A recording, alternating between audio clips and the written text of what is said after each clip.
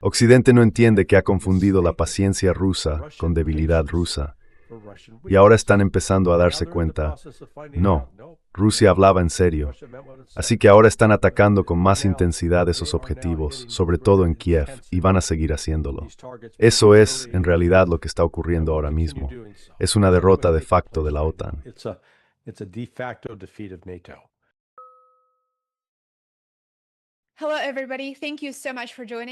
Hola a todos, muchísimas gracias por acompañarnos. Soy Lena Petrova y os doy la bienvenida a un nuevo episodio de Asuntos Mundiales en Contexto. Hoy estoy encantada de recibir de nuevo en el programa a Larry Johnson. Larry fue oficial de la CIA y analista de inteligencia, además de asesor en la Oficina de Contraterrorismo del Departamento de Estado de Estados Unidos. También dirige un Substack imprescindible titulado Hijo de la Nueva Revolución Americana. Podéis encontrar el enlace en la descripción. De verdad, os lo recomiendo muchísimo. Larry, bienvenido de nuevo. Muchas gracias por estar hoy con nosotros. La última vez intenté agotar mi bienvenida, pero veo que no aprendisteis la lección. Así que bueno, gracias por invitarme de nuevo. No, encantado de tenerte aquí. Llevaba tiempo esperando esta conversación, porque están pasando muchísimas cosas. Y como acabamos de comentar, cuesta incluso saber por dónde empezar con los últimos acontecimientos y con esta nueva escalada en la guerra indirecta contra Rusia a través de Ucrania. Desde hace varios meses hemos estado escuchando declaraciones de países de la OTAN que piden ataques contra Rusia. Según Político, Lituania está ahora en conversaciones con Estados Unidos para albergar armas nucleares de la OTAN en su territorio. Así que la situación no deja de escalar. Y después del ataque ucraniano a una residencia universitaria en Starovelsk, hace un par de semanas, en el que murieron más de 60 estudiantes, se ha notado un cambio claro en el enfoque militar ruso. Ya hemos visto 2 ataques masivos contra la infraestructura industrial y militar de Kiev. Larry, ¿ha habido un cambio estratégico en el enfoque político de Rusia hacia la guerra en Ucrania? ¿Y cómo crees que se manifestará eso en las próximas semanas?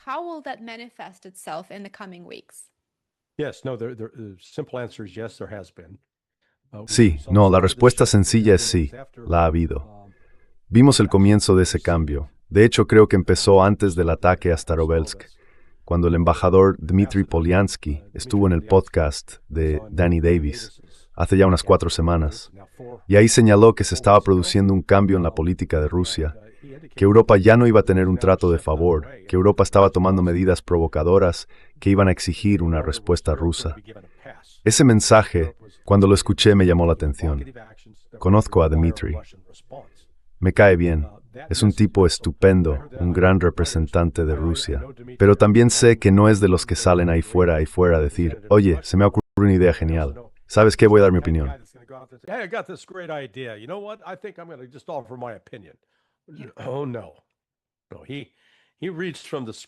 Oh, no. No, él lee el guión. Coge el guión y dice, vale, esto es lo que vamos a decir. 2 días después, Sergei Ryabkov, que también es viceministro de Asuntos Exteriores de Rusia, leyó básicamente el mismo mensaje. Y luego creo que fue hace unas 2 semanas, Sergei Lavrov redobló el mensaje, justo después del ataque en Starovelsk. Dejaron muy claro que los europeos iban a ser básicamente objetivos y que la respuesta rusa sería devastadora. Después de eso, llegaron advertencias directas a los diplomáticos occidentales para que salieran de Kiev cuanto antes. Rusia no lanza amenazas vacías.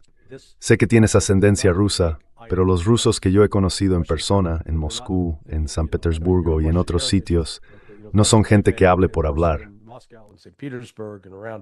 They're not bullshitters, you know. They're not liars or exaggerators. They're pretty matter-of-fact people. And so when I heard that, I said, okay. And some people are saying, well, why is Russia doing this now? Why didn't they do this 4 years ago? Well, one of the reasons they didn't do it 4 years ago is I don't think Russia was ready to militarily face NATO if NATO decided to attack in force. And I think Russia adopted a policy of not attacking every possible military target because there were foreigners, there were Americans and Europeans at those locations that would have been killed, that then could have created an incident that would have, spread this, widened the war. Now, 4 years and 3 months after the start of the special military operation, let's say Russia's tanned, rested, and ready. They have ample supplies of a variety of missiles. Tienen abundantes reservas de distintos tipos de misiles, incluidos misiles hipersónicos. También tienen grandes existencias de artillería. Han aumentado el número real de soldados en activo y de reservistas entrenados. Así que ahora están en un punto en el que podrían llevar a cabo esta acción y estar preparados para las consecuencias. Ahora bien, no creo que las consecuencias desde Europa sean tan graves como el Estado Mayor ruso está anticipando o para las que se está preparando. Pero bueno, para eso les pagan tanto a los planificadores militares. Ellos se preparan para el peor escenario posible y para situaciones que muchos considerarían impensables. Por eso no actúan de forma imprudente. They are not reckless. And that's a point I think the West. Y ese es un punto que creo que Occidente no entiende. Han confundido la paciencia rusa con debilidad rusa. Y ahora están empezando a darse cuenta de que no, Rusia decía en serio lo que dijo. Así que ahora están atacando con más intensidad esos objetivos, sobre todo en Kiev, y van a seguir haciéndolo. Yo creo que en algún momento Rusia volverá a ocupar Kiev. Puede que lo haga con la ayuda de Bielorrusia y de algunos soldados norcoreanos, pero bajarán desde el norte y también avanzarán desde Zaporilla y al final tomarán Odessa. Esto no va a terminar con un acuerdo negociado.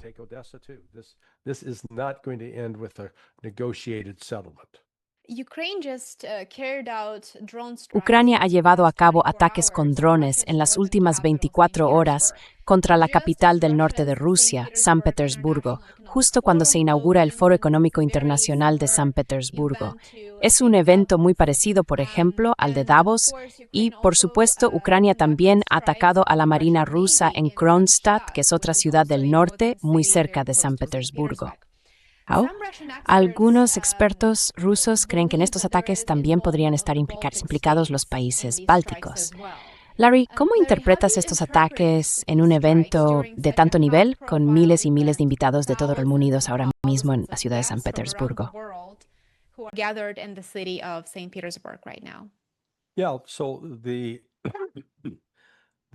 Sí, bueno, los ucranianos, en última instancia fue una operación ucraniana, aunque facilitada por la OTAN. ¿Qué países de la OTAN? Creo que los bálticos son, ya sabes, los principales sospechosos. Pero no atacaron en el lugar donde se celebra el Spiev, que está cerca del aeropuerto. Tuve la suerte de asistir una vez, allá por 2024, y esto fue más bien en las afueras de San Petersburgo. Sí que provocaron un incendio en una refinería de petróleo, pero esos se apagan bastante rápido y no causan daños duraderos. Aún así, creo que esto va a provocar otra respuesta. Si hay alguna prueba, si Rusia tiene alguna prueba de que esos drones salieron de Lituania, Estonia o Letonia, no me sorprendería que Rusia respondiera ahora atacando los lugares en Estonia, Lituania o Letonia, desde donde se lanzaron. Rusia ya ha pasado la etapa de la paciencia. Russia is past the stage of patience now. It's not going to strike out wildly or blindly. No va a actuar de forma salvaje ni a lo loco. No estoy diciendo que haya que irse de bares, pero si alguna vez has estado en uno y has visto a dos tipos pelearse, dando golpes sin ton ni son, te das cuenta de que eso no es Rusia. Rusia va a actuar con mucha calma, con precisión, y va a castigar a quienes realmente sean responsables. Ahora mismo en el Spiev hay unos 130 países, así que eso de que Rusia está totalmente aislada, pues no parece. Y te digo una cosa, el coste de asistir al Spiev, no sé si has mirado las entradas, es de unos $16,000 por persona. Es decir, una entrada cara, ¿no? A mí me invitaron, pero dije, no tengo ese dinero. Pero si haces las cuentas con unas 4,000 personas allí, están recaudando una buena cantidad. Y me imagino que estarán aceptando pagos en yuanes chinos en lugar de dólares estadounidenses.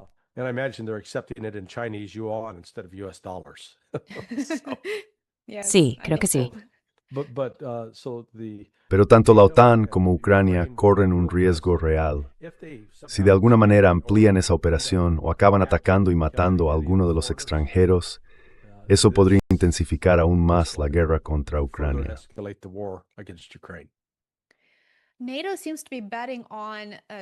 Parece que la OTAN está apostando por la guerra con drones, y eso ha cambiado bastante el rumbo de las acciones militares en el campo de batalla.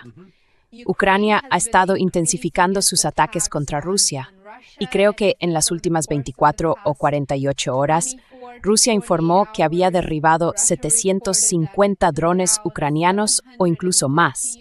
Así que parece que esto está creciendo de forma exponencial. ¿El aumento del alcance de las capacidades ucranianas con drones de largo alcance cambia realmente los cálculos estratégicos de Rusia?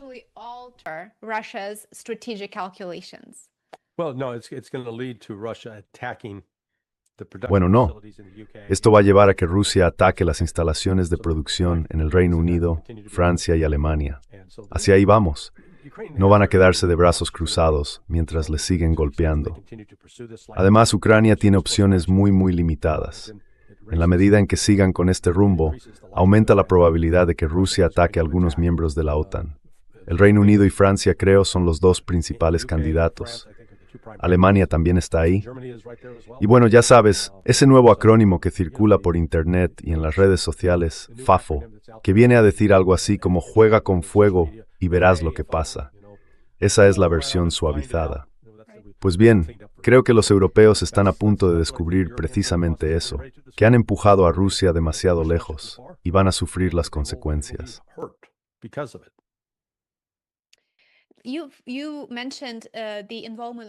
Mencionaste la implicación de la OTAN en ataques sobre territorio ruso y, de hecho, en la coordinación de ofensivas militares ucranianas contra Rusia.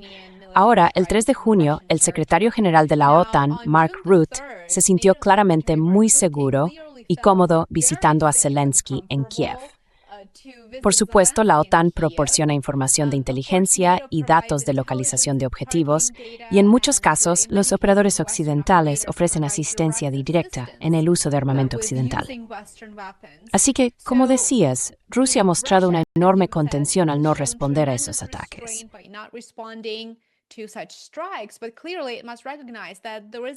Pero está claro que hay que reconocer que existe la necesidad de restablecer la disuasión y de reforzarla. Has mencionado ahora podrían estar sobre la mesa ataques contra activos europeos, pero ¿hasta dónde crees que podría llegar realmente el liderazgo ruso para restablecer la disuasión?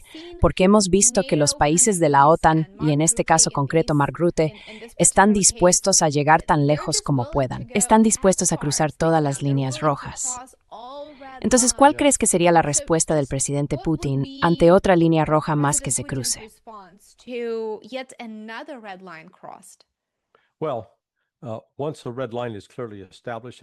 Bueno, una vez que la línea roja está claramente establecida, si se cruza, entonces tiene que haber una respuesta. Si no hay acción, demuestras que solo eres alguien que lanza amenazas sin nada detrás que las respalde.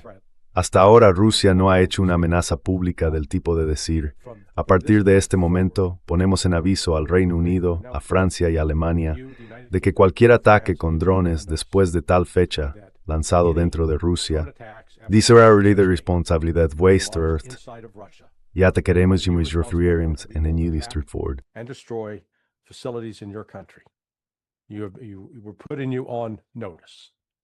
Os estamos avisando. Que quede claro. En ese momento, eso les da a esos países la oportunidad de decir, vale, vamos a arreglar esto, vamos a detener el flujo, lo que sea. Y si no lo hacen, Rusia tiene que cumplir con lo que ha dicho. Y sí, la guerra se amplía. Existe el riesgo potencial de una guerra nuclear, pero sinceramente no creo que llegue a eso, porque esos países no tienen realmente esa capacidad, y las capacidades de Rusia son muy superiores. Pero ya sabes, esto no lo bomba de nuevo al mensaje del que Sergei Karaganov a estas últimas semanas. La necesidad de la disuasión.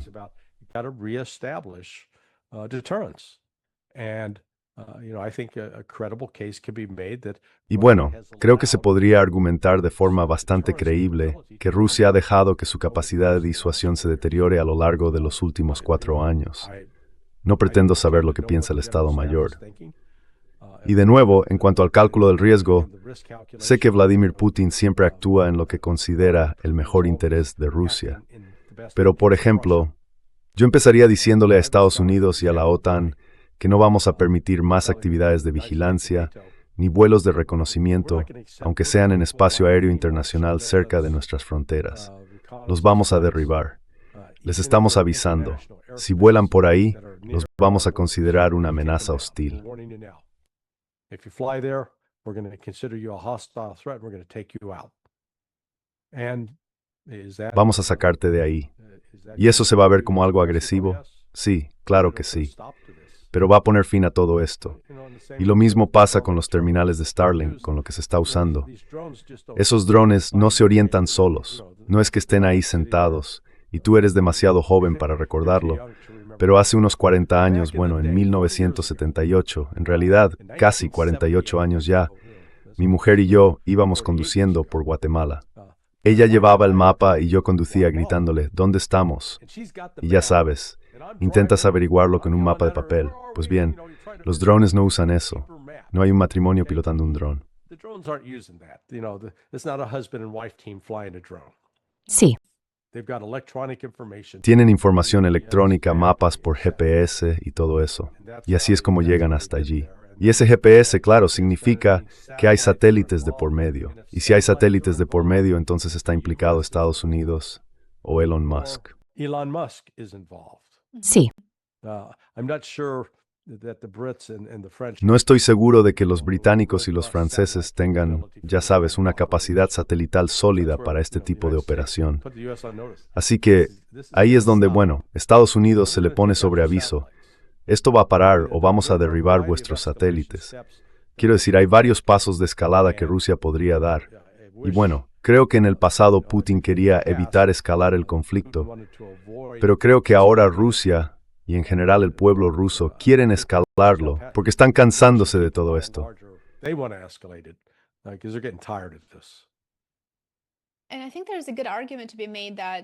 Y creo que hay un buen argumento que se puede plantear. Por ejemplo, si tomamos la guerra en Irán, Irán acaba de responder. No lanzó los primeros ataques, pero respondió después de que Estados Unidos atacara el buque que se dirigía hacia la isla de Karg. Irán respondió atacando Bahrein, Kuwait y los Emiratos Árabes Unidos, si no me equivoco. Así que se puede decir que la guerra asimétrica podría llevarse a cabo de una forma que apunte directamente a los estados que permiten que una nación hostil lance ataques desde su territorio o que incluso fabriquen armas de manera efectiva, aunque sé que eso va contra el derecho internacional. Pero también se puede argumentar que los estados bálticos están ahora directamente implicados en ataques contra territorio ruso. Entonces, ¿crees que Rusia y sus estrategas militares van a tomar la experiencia de Irán y decir, ¿sabes qué? Esto en realidad funciona. Sí establece una disuasión.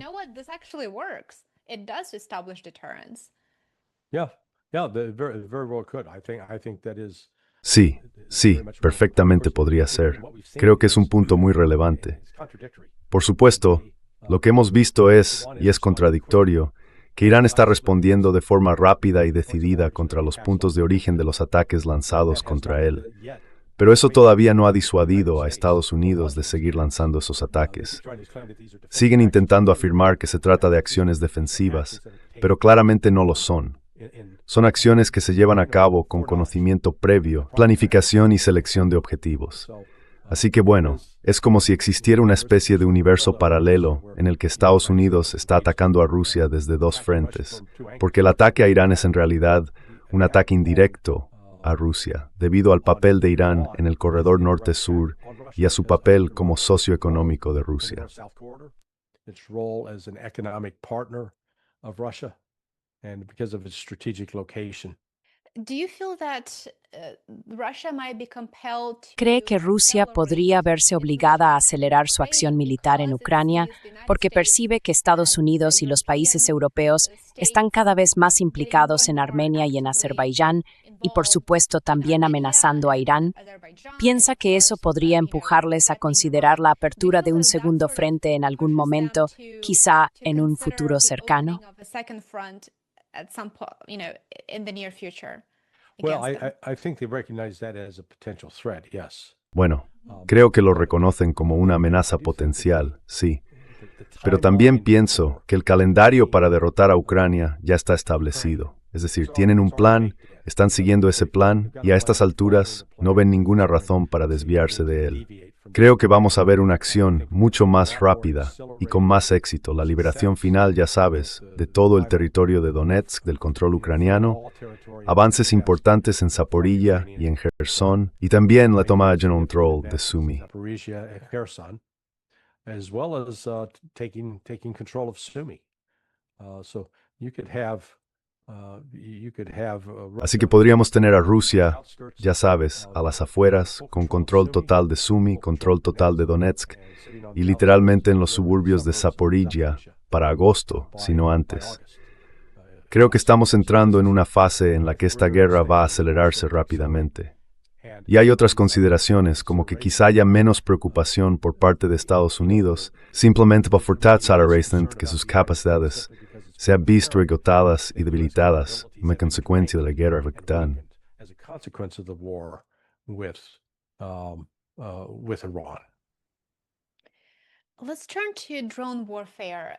Pasemos a hablar de la guerra con drones.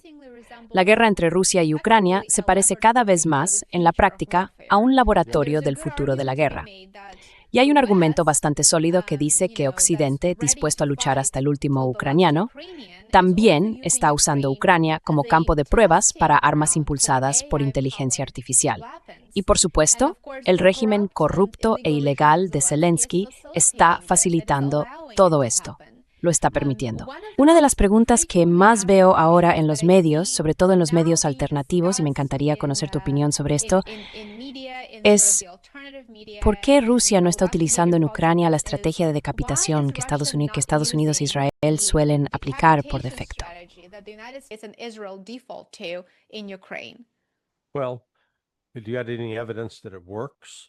Bueno, ¿tienes alguna prueba de que eso funcione? Quiero decir, ya sabes, si hubiera pruebas de que... Y vemos esa tendencia, sobre todo en Occidente, cuando se trata de guerras, lo personalizamos. Pensamos que si simplemente elimináramos a Adolf Hitler, o a Stalin, o a Bibi Netanyahu, o matáramos a Donald Trump, o a Zelensky, o a Putin, el problema se resolvería. Y mira, pongamos a Bibi Netanyahu como ejemplo claro. Si lo eliminan, eso no cambia la creencia de la mayoría de la población en Israel, que son sionistas convencidos y creen que tienen un derecho religioso sobre esa tierra y que los palestinos deben ser expulsados.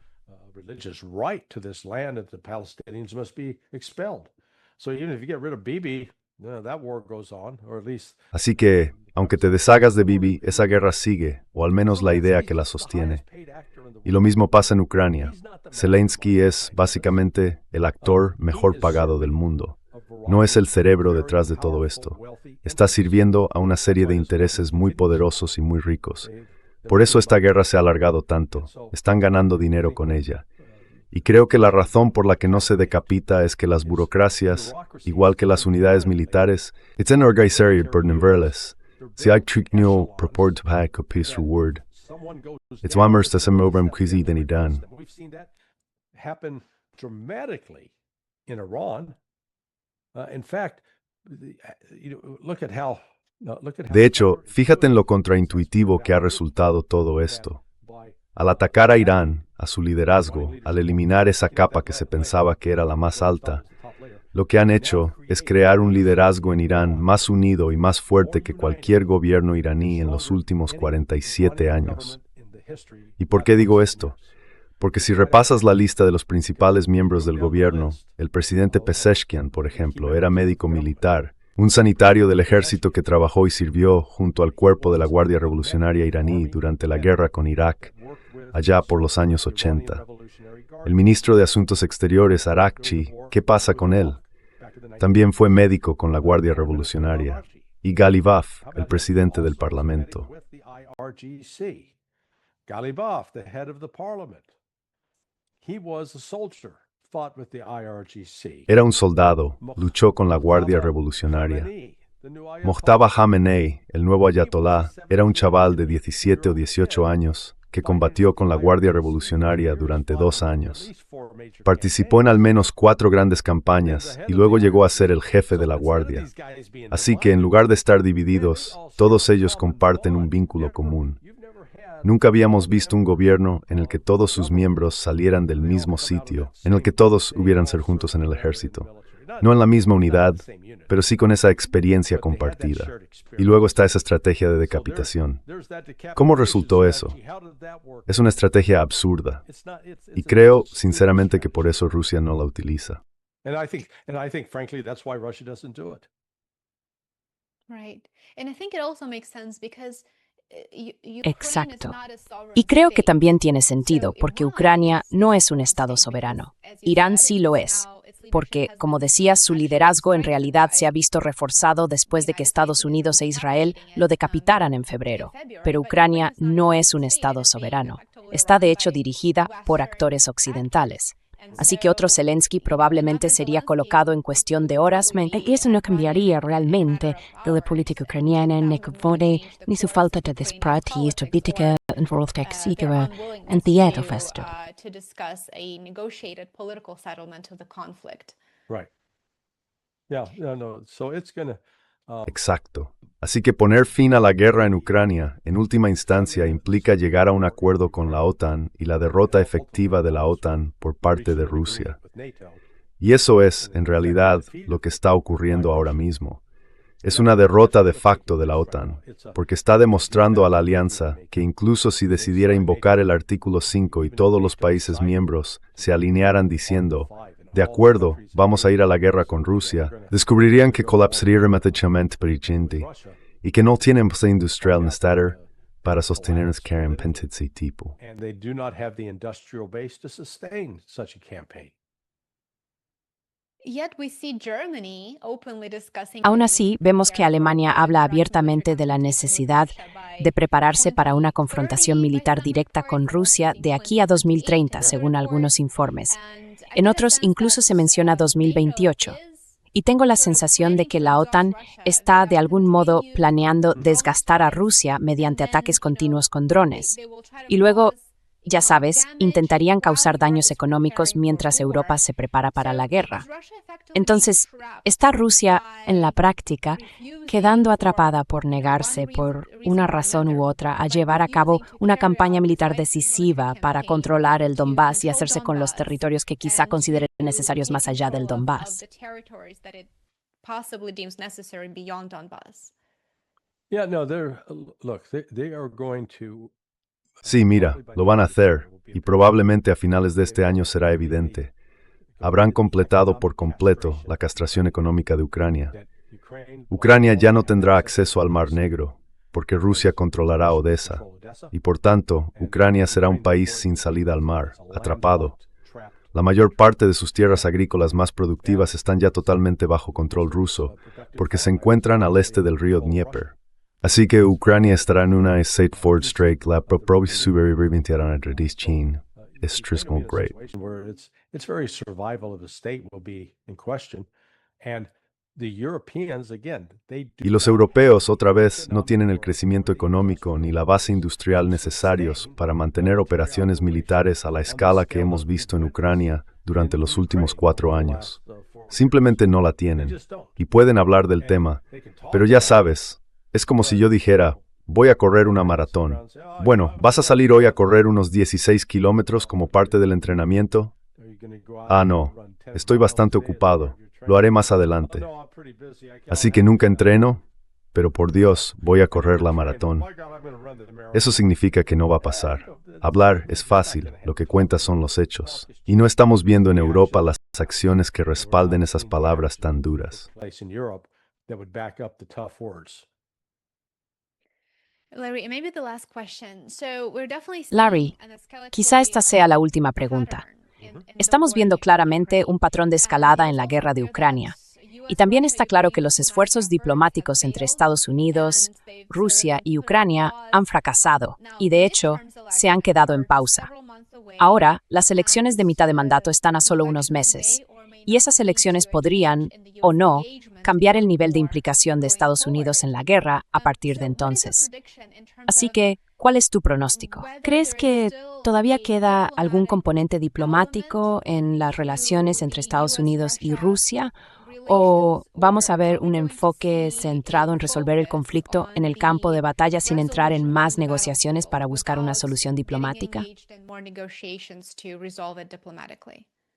Um, I think that actually you will see Creo que, de hecho, veremos una relación económica más estrecha entre Estados Unidos y Rusia, no por iniciativa de Rusia, sino por iniciativa de Estados Unidos, debido a una crisis económica global que probablemente estalle con toda su fuerza en julio y agosto y que Estados Unidos necesitará afrontar. Ahora mismo, no hay nada que Estados Unidos fabrique, produzca o manufacture, usa la palabra que quieras, que Rusia necesite. manufacturers, use whatever word you want, that Russia needs.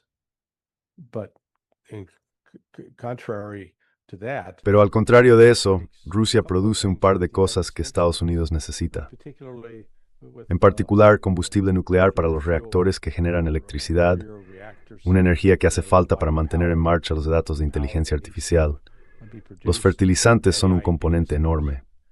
También el diésel y el crudo pesado necesario para producir ese diésel, del que Estados Unidos es importador neto.